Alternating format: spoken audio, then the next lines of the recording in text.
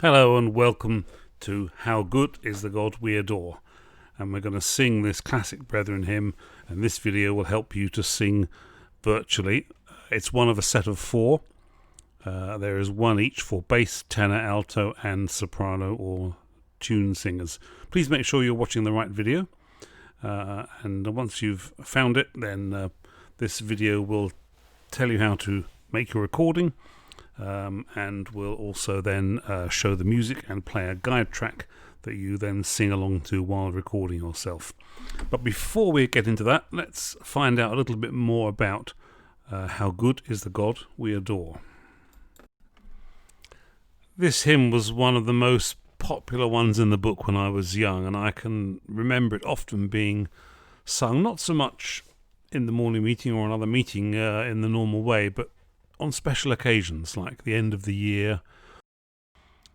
So I had the opportunity to talk to Nick Fleet, who has helped on some of these previous recordings and is the person who is the most knowledgeable about the Little Flock hymn tradition that I know. And I asked him what we knew about How Good is the God We Adore and about Joseph Hart, who wrote it.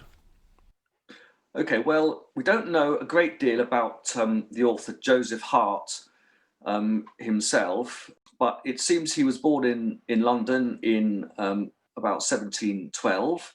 He seemed to have had an evangelical conversion experience when he was about 45.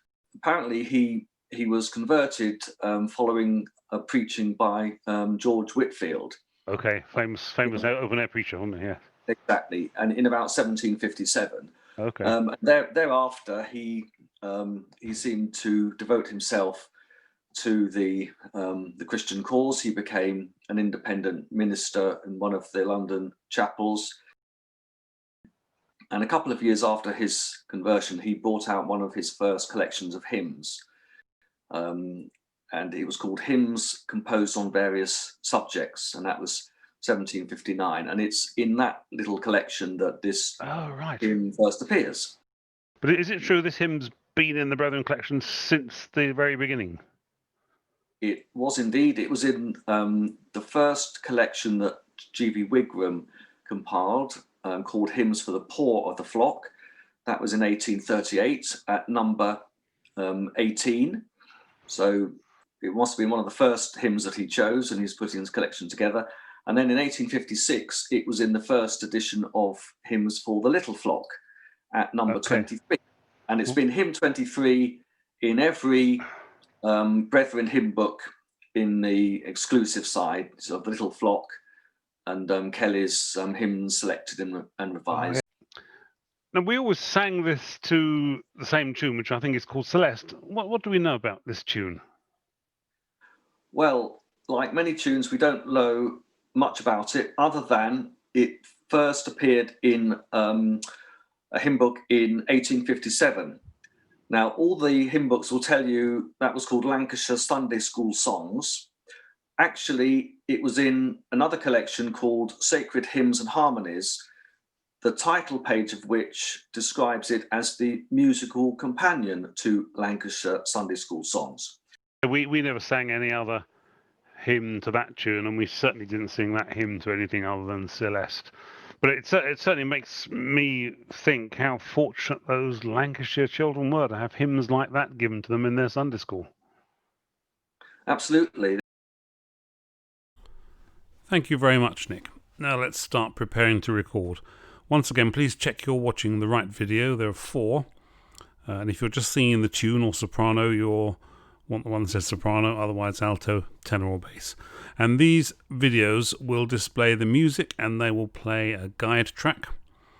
And you listen to this video on headphones or earbuds, and then you record yourself on your smartphone or a computer recording app. For instance, on Windows computers, it's usually called Voice Recorder.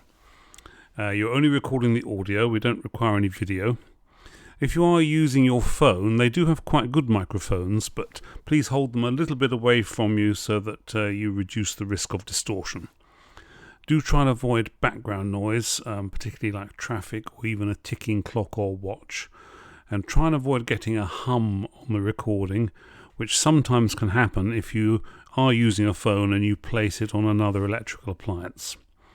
And of course your recording must only be of you singing your part and not include the guide track. We're now getting ready to start.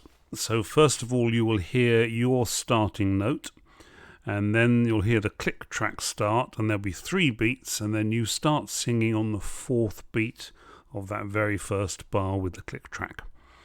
There's only 2 verses, it's a very short piece, and therefore we're going to repeat the last 2 lines of the second verse.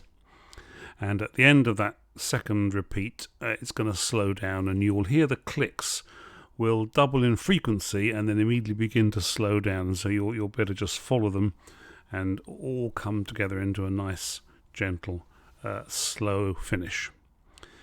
Now, you may want to just have a look at the video, watch it a couple of times. It's very short, just to practice maybe, especially that slowing down at the end. But when you're ready to do your recording, come back to this point of this video, start your recording, and get ready to sing How Good is the God We Adore.